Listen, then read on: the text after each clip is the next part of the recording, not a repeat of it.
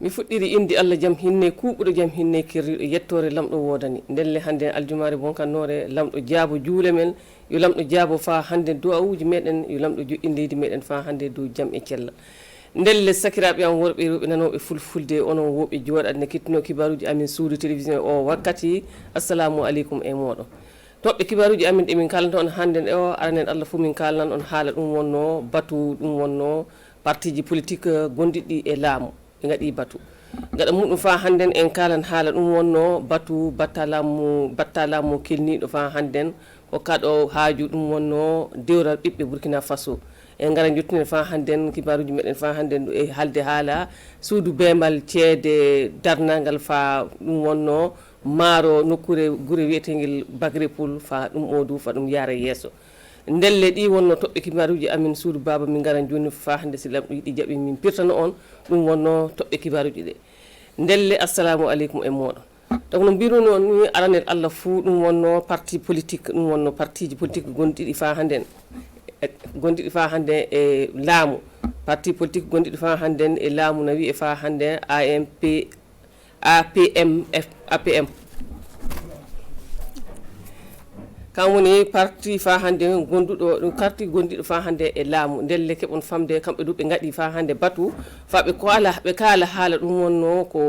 no partiji goɗɗori leydi men Burkina Faso e tawti fa hannden noyi wonno no partiji ɗin golliri e banggal ɗum wonno ɗum wonno suɓagol laamu e tawti fa hande suɓaɓe meɗen fa noto e dow inde ɓiɓɓe Burkina Faso fa keɓon laaɓal e noddan fa hande Roger Kam ñarkite da e tawti fa hande Boubacar Boli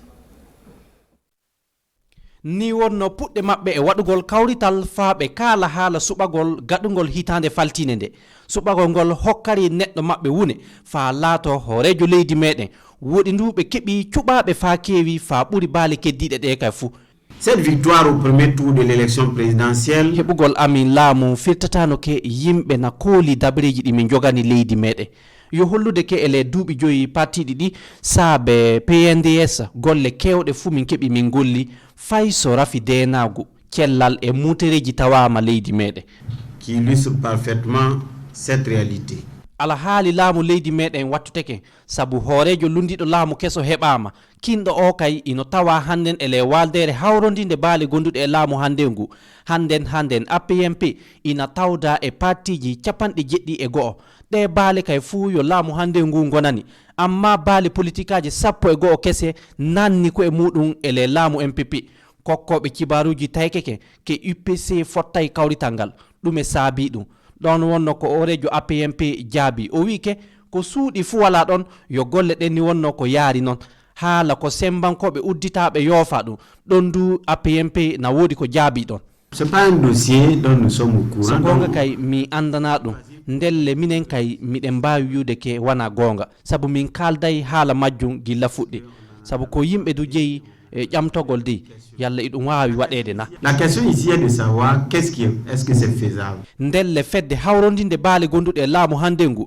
heddoke micciniɗo ke iɓe gondi e laamu en e tawti yimɓe jaɓuɓe watti baka muɓɓoyi fa ndenagu heɓe leydi meɗen. ay woɗi suudu baba accon hakke peut être acco hakkiloji moɗon hono mbuubu yinno fa natale yinere ndelle ɗum saabi ko jiiɗon ko waɗi ɗum ayo jaran fa hande kibaruji meɗen yaade yeeso no watta fa hannden fa o yettina aadi kan wonno ko hokka ko halfina kan wonno hawru fondude ɓiɓɓe Burkina Faso fuu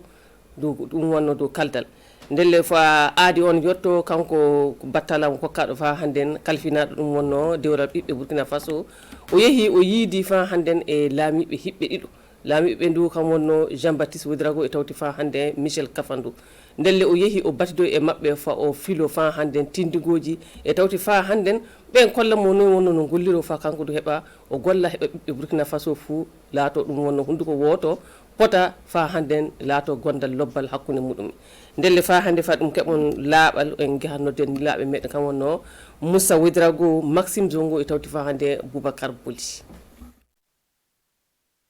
Jefiren Diabré tawama yeso kokkoɓe kibaruji haala potal hakkunde ɓiɓɓe Burkina Faso ɗum wonno hoore batu makko sabu o heɓi hollude waro hooreji ɗi gaɗi kane to motte en teddinaka na wonɗon yimɓe gattuɓe ɓerɗe muɓɓoy ke laamu yeggitiɓoy ɗum fu so hawrinama fu ina wadda rafi pamiral hakkunde ɓiɓɓe leydi ndelle kankon o heddoken o holli kokkoɓe kibaruji ɗum e wonno ko ɓe goni na ɓe golla fa pota ngal heɓe.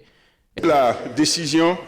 de son excellence monsieur le président du Faso korejo leydi men hokkino lawol gilla puɗɗe manda makko ɗiɗaɓo heɓa battare laamu hennide potal joƴƴine fa ndaare no jeewarede heɓa rafi potal ngal safari mum file nde goote fa keɓe ñiɓe leydi meɗen afin que le Burkina Faso puisse repartir sur de nouvelles bases. kanko Jefiren Diabré o holli ɗo ke wala fu jaɓenteɗo waɗugol ko reway e laawol de acce dow jaam ndelle ɓe fu ɓe kawrinte ele gollal ngal. Vous avez beaucoup entendu parler du triptyque ino nane wakkati fu na haale haala sariya gonga e tawti potal ndelle hande ndu yo haala majjum ni wonno ko gonɗe nden kaala ndelle du yo hollude ke sariya gonga e potal sey ɗum laato ko yimɓe fu daronto talki majjum ndu haybe wakkati fu eno haniri en fonction des situations, des dossiers et des circonstances. ele aadi makko ɗo e lebbi 12 tawa potal hakkude ɓiɓɓe Burkina laato ken ko yaari yeeso sabu yimɓe fu hawrinte ele adugol dabareji ɗin kawrital mangal waɗete ele lebbi garoji ɗi ɗo suudu baba fu hawrata fa badda haala majjum. fofo maɗa Aboubacar Boli al hakika du mo dari yo lamɗo wallumo fa hannden no watta heɓa ɓiɓɓe Burkina Faso fu pota gonda jooɗo nokkure wotere gaɗa kaldal gaɗa hunduko woto noon ndu watta fa ɓeydade waɗa e leydi meɗen ndelde fa hannde suudu baba en jahan nokkure wonde to wonno to jeyata jonin o en jatana le gallure Bobo ay keɓon famde suudu baba le gallure Bobo toon hono ɗum wonno suudu lekkol jande kampe ndelle suudu lekkol jande kampe ne Bobo jula so ɗo heɓi duuɓi 25 alle e majjum ɗum wonno ɓe gaɗi fijirde fa ɓe kolla suudu baba hono suudu lekkol jande kampe nde ina dari fa hannden e jangguinde ɗum wonno sukaɓe jokolɓe jande iri ndelle fa pamono fa hannde noyi wonno no ɗum yaari noddan fa hannde niraɓe meɗen kam wonno Kasum Milogo Karim Cissé e tawti fa hannde Oumarou Tamboura. Université Nazi Boni mo Bobo Dioulasso ino tawda duuɓi 25 hannde weltare muɗum wonno ko joƴƴina ɗo e saabi ɗum yimɓe daraniɓe golleji université ji laamiɓe politique fina tawa hooreɓe diinaji ɓe fu ɓe kawriti ɗo e ley balɗe ɗe gonɗen hannden tawdede feddeji jandeji kewɗe université Nazi Boni jangguini yimɓe hewɓe ɓe leydi me won ina yetti sanne. De nos jours, l'université Nazi Boni compte 5 instituts. Université o ino tawda service ji 5 fedde jandeji cowiɗe jangoɓe eɓe kewti ujunaji 30 jangguinoɓe ɓe woɓe 224 woodi service inkoɓe hemre e 80 ino goni 188 personnels à poste. Oui, qu'est-ce que je peux dire à mes étudiants? Beaucoup de rigueur. tinnade sanne wonno ko noddami haddu jangoɓe fof mon fu filo laatade hoore mon fu do tinno nanto fa woda woodi darano e golle sabu golle tan wawi fa neɗɗo hewta hoore mum. Seul le travail libère. tiiɗormo tenguɗo mo hooreɓe oɗo université gondi noy ɓe gollirta fa tawe nde nokkure nde andal laato nokkure to yimɓe fu dogganta. Cette université est une université avant-gardiste. oɗo université ɓe gonani ɓe golla fa ɓe jiitanamin resugol haddu ko heɓa ɗum fu ley ordinateur hono ko heɓa ñiɓa ma yimɓe rewɓe ɗo fof woodi e fa hannde diplôme ji duuɓi 25 gaɗa muɗum miɗen jetti sanne komin keɓi min golle. 5 ans après, on peut dire que nous sommes fiers de ce que nous avons fait. e nde ɗo weltare jettoje tewde ino gaɗana Melgue Traoré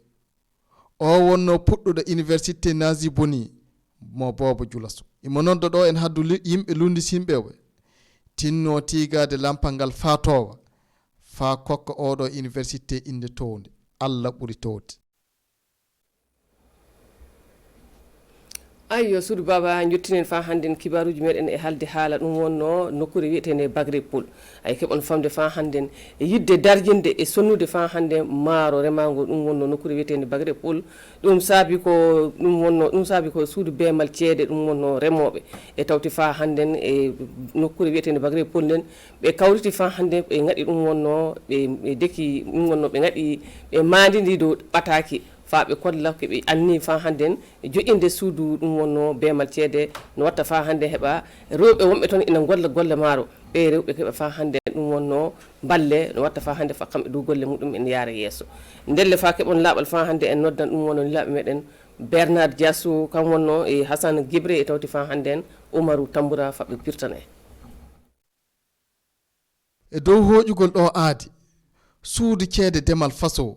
ina wattana keesuwa ndenago fedde ƴeftare bagre oɗo aadi gollidinde saabonto wattugol ceede nokkuje jeetati to maaro moƴƴinte fayade coggu muɗum haddu ko watta millions temedde jeetati e capanɗe nayyi e jeegom. Nos producteurs sont dans des situations économiques. Remoɓe maaro ɓe ina gondi saɗormaji ceede sanne fatto ɗum hewti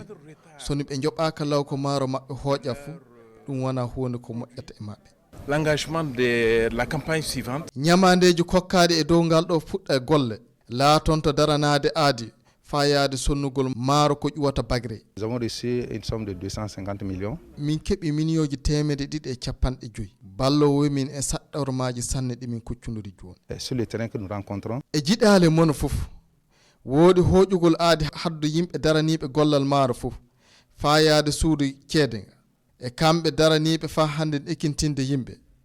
ɗum laatoto fa hande gollidan to mono fof heɓata moƴƴere. Nous voulions saluer tous les acteurs, tous les partenaires techniques et financiers. Miɗen jetti haddu yimɓe daraniɓe gollal ngal fa to kewtuɗen hande ɗo sabu min jiɗayno fa tawe gollal bagre ngal laato ko ñembete haddu nokkuji keddiɗe ɗe fof. Aux autres pôles de croissance au Burkina Faso. Jangore ngal ɗo gollidal fedde bagre suudu ceede demal faso ino laati laawol laaɓugol nemoɗen ko ndemeten Burkina. ayo sakiraɓe on worɓe rewɓe nanoɓe fulfulde ɗi wonno kibaruji ɗi min jogani on min kolliti on wala fof ko heddi sana miɗon mbiya on ko fo moɗon e hettinade ko fo moɗon fa hande e darde ɗum wonno kibaruji meɗen sous télévision li leydi meɗen Burkina Faso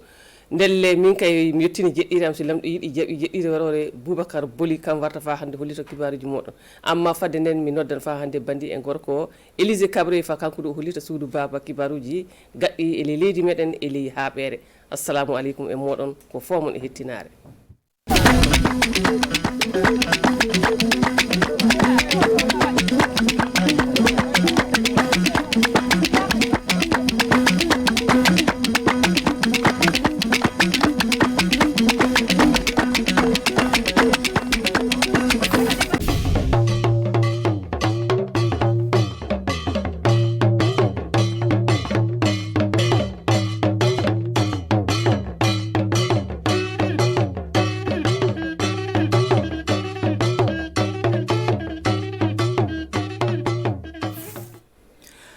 Pusa yam fa ramnisi fa santa tokone ton wakat kanga kibaya zurada runda lawoto parti politique ninga senzada nama en passe parti politique ning ba sanwa fa rona na zanama sul kasanga sambon ko ti MPFP tala sekne kiba kitba adia pipi sek lawoto votre malheureux poli au compte sur 5 neton tenga politique vuima weng tum nor kasanga sambe centre et sulma sambonti bagre pol pam dayagre son tuni banque agricole du Faso a de l'irrigation sida c'est fois millions kobsni na yelon songe kwarba optumda pourra sambi set kel ki ba werso pour un ti sul kasang ninga son wanara nam partiwa na zanama sul sambon kwayra ti APMP tala sekne ki ba kitba zamandare ya PPC ka votramba lorol pole au comptage ko 5 neton de politique vuim bangé el patient ti parti politique la mais wankin palam na songe nama zabweng ti pam venem tumnontaka dulcom Benedict.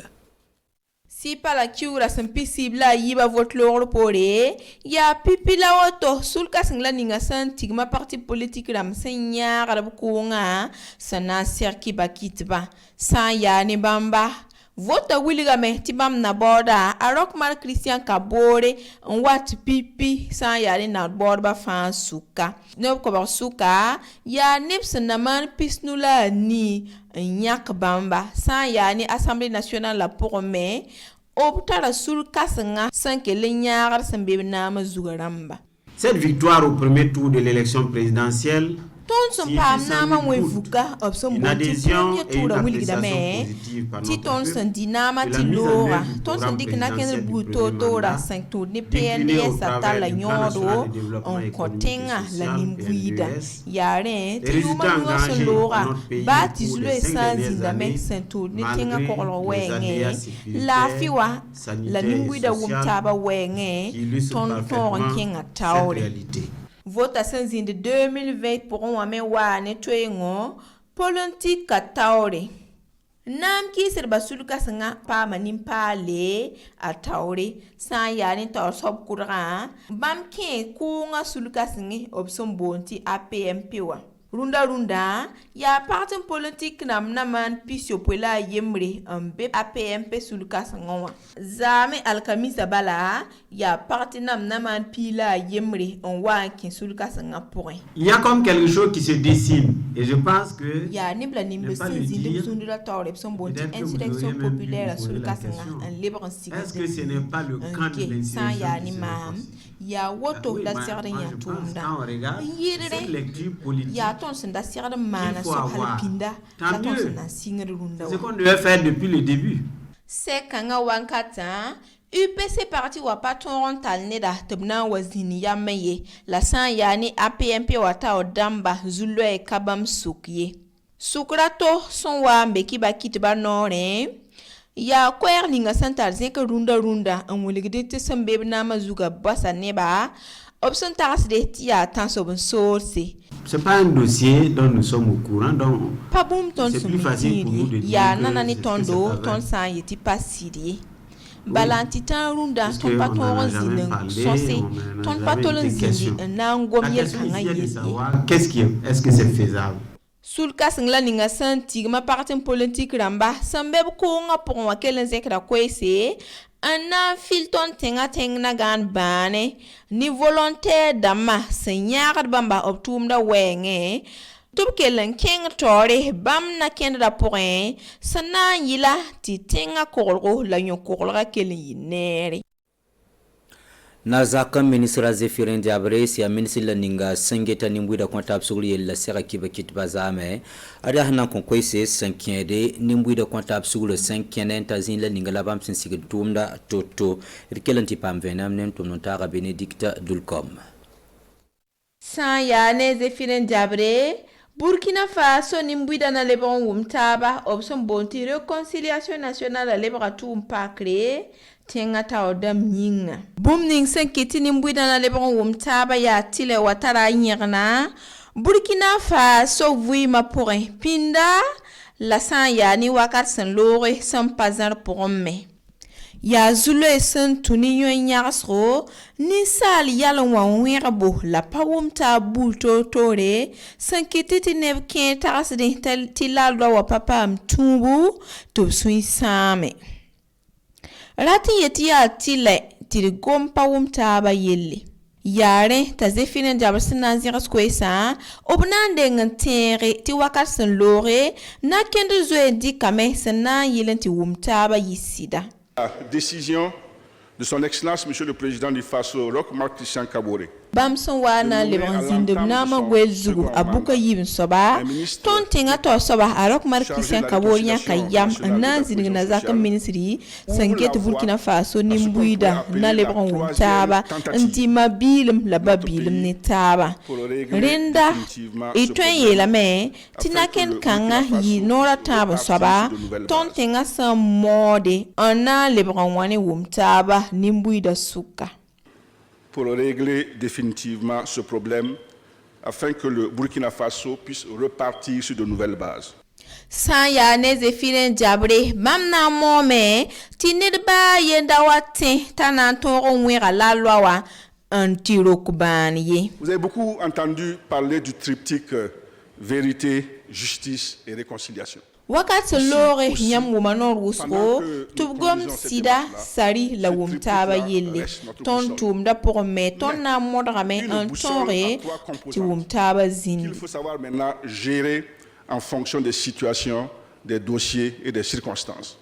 Ka la kuspila yiba son wata tum na tumame son sona ziname san ya ne tembon sonwa Sebu so me na kenga tore sana yele top ton yidik zuloise san zind tenga point. Tu mama fa bosro na wa yi sekasanga opson bonti forum national la. Et 15 centre S Solmo anti banque agricole du Faso Zenkabnaole Nantiag Bagripol Tumnora Adia Ligitson Naman Sefoa million kobosni la pisnase la yob labrika en combat tu wanda wala garantie ti wala kwarbaten tikbene ampame nderen tumuptuma adana le sole ti lusinizim le tonre anzinde wala Bagripol Tuma wenge eti pamvenam ne Bagripol Tarsoba Jean-Martin Kabore. Tum ninga han tuma yibera asit noma ton sur halwusro bala tum na pour Bagripol tum na yam ning mimi ti ton tum kan han to yida fa ya mu ko ti gouvernement tar ton cengir bala tir moro ceng ka kwad ba pelsi en ceng songob ni songob bu to tore to tora ti mu ko gale ti ni muida me pa me yolo rub menga ti boto sakri la yam nim ti neba wan koda me ti raka be to yelam meng ti kay ti raran ka be la handarba yoba ka totoyi ta kwarba tren nam sab mengen ko mpame en ko lebedba ni ko izin nis ba ha ngila kadab miwa tibam ndam mi nderan tige en ko se ni tum nor kierba la yilin tiba lebam pama ligda ka kwarba pama ligda amin twenta kisa yobe kisa we kagubi yid ki pi wotone yilin tibanka me ki to ligda konga ti a ligda kahanga abwil gamti dilla Bagripol songoba ti ton me pam eren tem pame million hanta ko ba nu na nganre wa garanti budu ti banka nam pame kon ligdi usine nama to obrad viendra ka kwarba nenge na yilinti yolo het fanyinga. Deniam Sinda Kilagda, Joseph Martin Kabore, Sia Bagripol Tarsoba, Tibasit Kiben Williamba, Yum Pistan, la Yemba la Woto, la Ranaba Tigers and Babes Aura Zugu, Adnikanga Saman of Nabaska, Wakat Sunlore, Randa Yumda, Yisore, Ti Neba Ten Lebron Sertaba, Lebron Mansuno Netaba, Nepsen Yi Kane Sia Zoramba, Walasi, Zaman Zemse, Walatin Yakse, Fanserataba, Nanarnikanga Soba, Anken Tigra Pura, Tumnanta Zindabene, Konsunda Koulibaly, Pierre Wedraogo.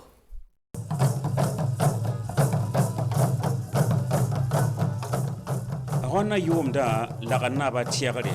rapra wa tiagre, pilsab yom chodo, basra, o yabram la samdam kom, tiro o mikia sida,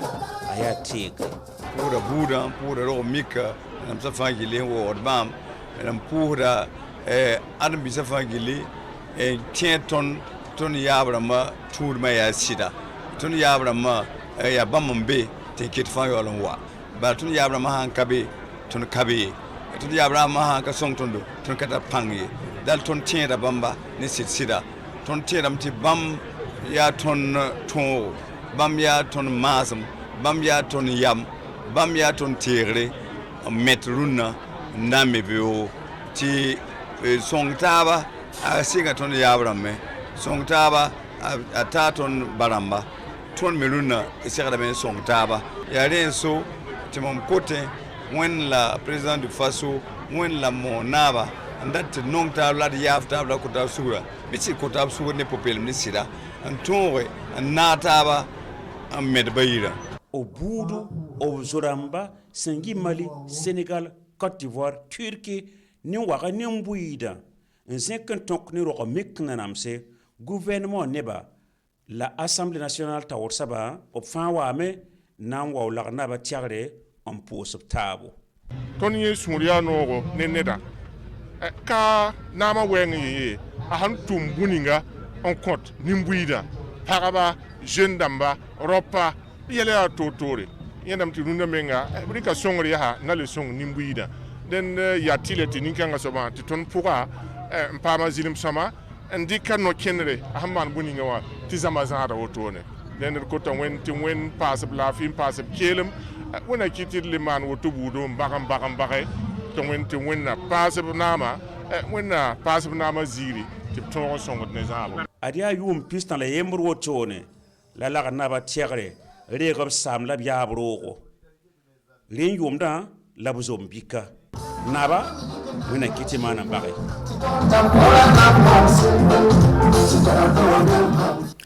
Sambi sirpusi la barka sindi kuwera zini kila la gesa kiba ne mora yal saka ndunda mtum nataka pia rudrau konta yam sektine wason wate si atulo kiura smani ndara la nananda asungalo watara bekane nazo botizul sapa mabrende wena gana zamana lafi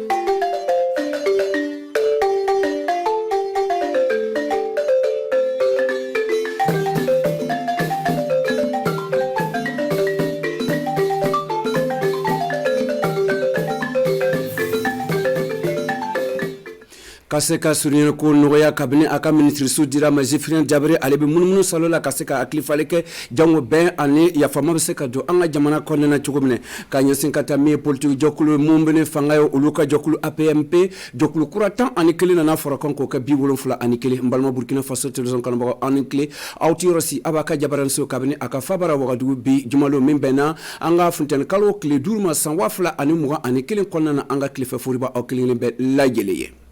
Ameta damne miye kanyansin kata ko nyonye badira on fe wadu kuno kanyansin kata miye ministre somentano kata surien kuna ani admadian sabatili kuna anga injafaman kuna anga jamana konna o Zefirien Diabré ka ministre so ali kibaradilo wole kaseka kuna fulu doma kuna fulu ndoberete kaseka fili jamana batakamana chugumna kanyansin kata kan fero jumolo ani baraj molo sera ka kay jango anga seka lakanda ani heresigi anga jamana konna kaseka famero kado Maxime Zongo ani Musa Wedrogo oluti anka chidi worla ngandelo karasobe kaseko labe ankulaje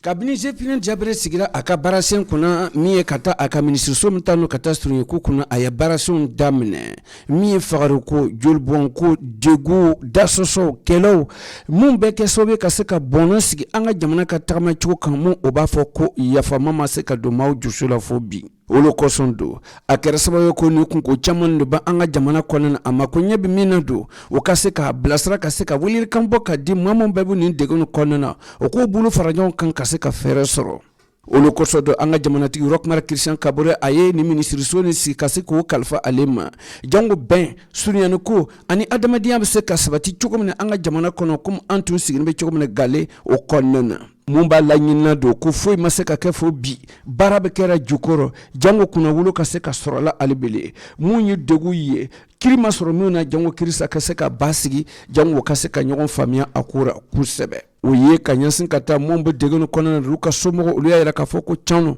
puno wulo mbina mbimko uluka la nyini miye akaseka ketelman kona minka seka ben ulu jusuma o sababu munye kanyansin kata kritique jo ani aywa sigi nyonya ani bembe seka sigi chokona ani famiyane kaseka do okonyona o wulil kan sabanu miye ni o ye kaseka ta sababu be kata o fanfelala akaseka nyana botelman kona kaseka tabe kalo tan fulana taw konna do o ba la fila kaseka baraka kusebe jangu sigi nyonya adamade ani ya fama be seka sigi chokomne jangu maw jusu kaseka salo kanya ni dego no konna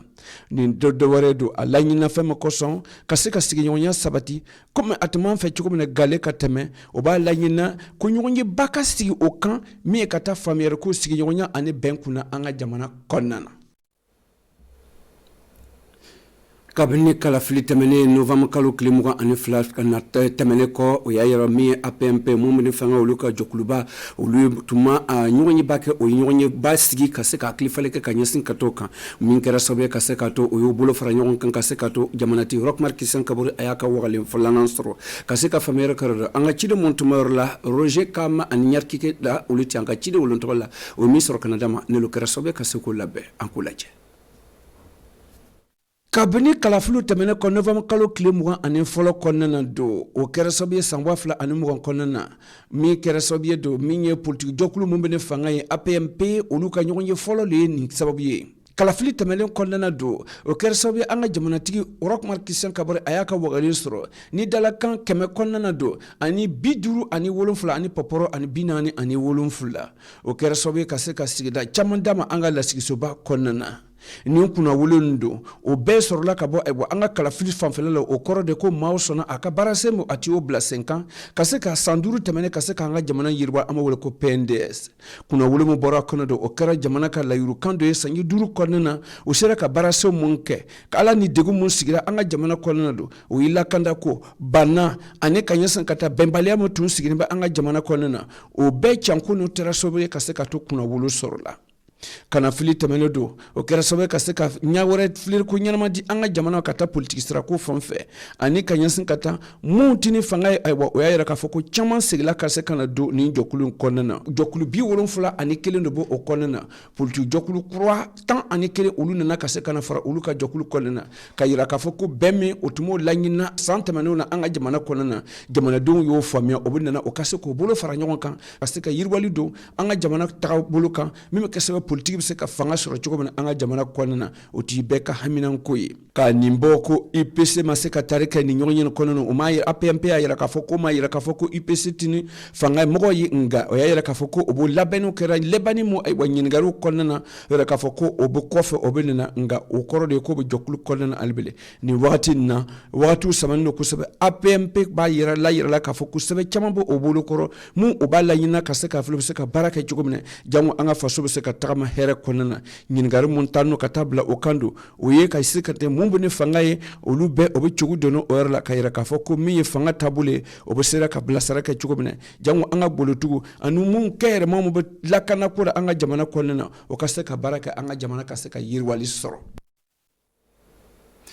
Samaden ka muso olu n'u sondala kabini san 2016 olu tun bɛ yɔrɔ laɲina u ka ɲɔgɔn ye yɔrɔ o kɛra sababu ye o ye kunnawolo sɔrɔ o sera ka se ka taa yɔrɔ kura jɔ ka d'o ma o ye arrondissement fɔlɔ ye Wagadugu kɔnɔna na o kɛra an ka lasigisoba ɲɛfɛ mais Alassane Balasa Kande ale y'a ka dalakan di ka se ka fila a bɛna se k'o bilasira cogo min na ka se ka faamuyayɔrɔ kɛra don an ka ciden mun tun bɛ Kwala Nibiye ani Sayibu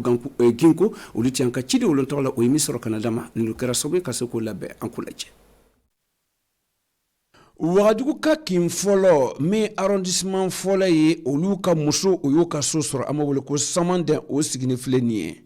ni o welelekan ni o ti y'o laɲini don kabini san 2016 kɔnɔna na o ka kobida fɛ o senfɛ bolomafara donn'o la ka se k'o bilasira o ka se k'o ka so sɔrɔ o yi bon ni lɔ k'a d'an ma pour que an ka se ka ɲɔgɔn sɔrɔ ka sigi ka ɲɔgɔn ladiya ka mon Dieu, là n'est pas trop fort. Bara min b'an fɛ k'a kɛ an bi ɲɔgɔn regrouper ka to k'ale baara nin kɛ an bolola baara min b'an bolo nin minnu bi fani dan a bɛ yen minnu bi sumala kɛ a bɛ yen tulukɛlaw bɛ yen safinɛkɛlaw bɛ yen couturières bɛ yen alphabétisation dɔw fana y'o kalan kɛ donc an bɛna se ka o baara nin bɛɛ kɛ yan mais a yi maki min kuma fɔ nin n'o sera ka yɔrɔ nin lalaga k'a d'an ma an ka arrondissement ni bi dugu ni milieu ra an bɛna mɔgɔ minnu bɛ to k'o ka mariage anniversaire kɛ ou bien ka to ka mariage réception kɛ n'o sera ka yɔrɔ ni dilan comme o y'a kɛ cogo min na k'a fɔ an ɲɛna nin bolomafara sɔrɔlen don o sababuya sɔrɔla ka bɔ min ye Wagadugu ka arrondissement fɔlɔ min ye kobida ɲɛmɔgɔ fɛ don o ye Sayibu ni kɛmɛ o b'a wele a ka kamalen tɔgɔ la ko Ziko ale nana ka se ka ko jaabi di muso ka welelekan ma nin so ni jɔlen o ye ka ye muso fɛ o ka se k'o ka ɲɛnataw n'o ka fɛtaw o ka se k'o kɛ nin yɔrɔ nin na an bɛna comité de gestion don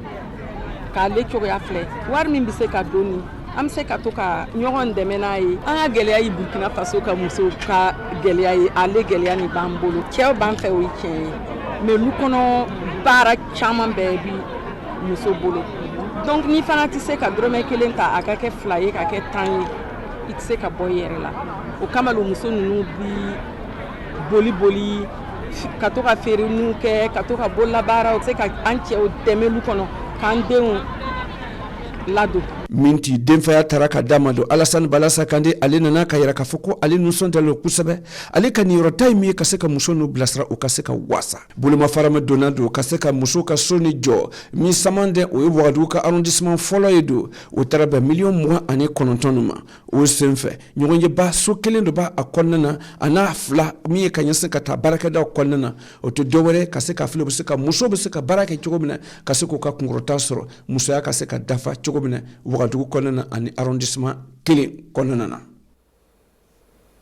amta kuna chamta boten kodogo mi bagre pol ani wa bank agricole o warbo musigino kata wa senka bolo yirwal ko kuna anga jamana kono o yibul ma farashin on nyonje kase ka fle malo lizine wa seje bu soko bla sara chugo mine kase ko demo kase ka malo forfere latike ka dema jangu anga se ka anga malo dum en fe faso konnana o bol ma faro tara be million kemesigi ani binani ani worodoma kase ka famer karada anga chidom beten kodogo rtb ten kodogo o Assane Djebré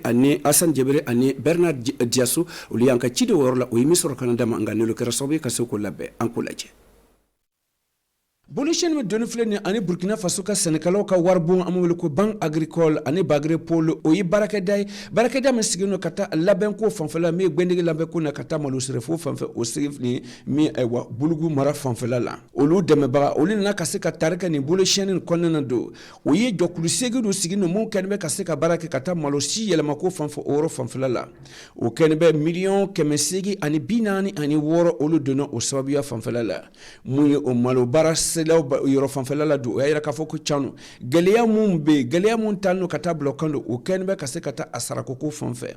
ni sane fere kere kabando o yolu ka geleman baye jurumun jira ulumanite abna ke sawe ka se ka degulu bo o kan degu mun kan yasin kata molo sene yirwal ko fanfe bagre fanfela la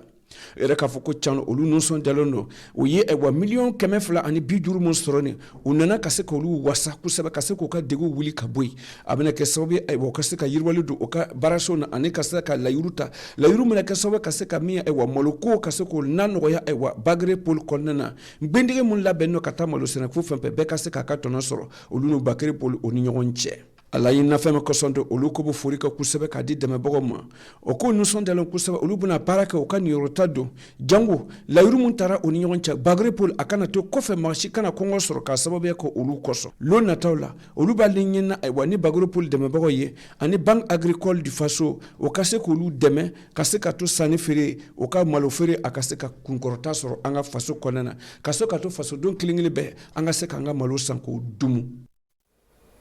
Mbalo Burkina Faso tirzon kanba amanga bika kuna fuli kuna che logo kun fana kuna chera anfe nga anga bara bataman albele nala shini Canada ma am nyogon soro ntenelo nata akelingile be aniche akala jella alaka wulayere antli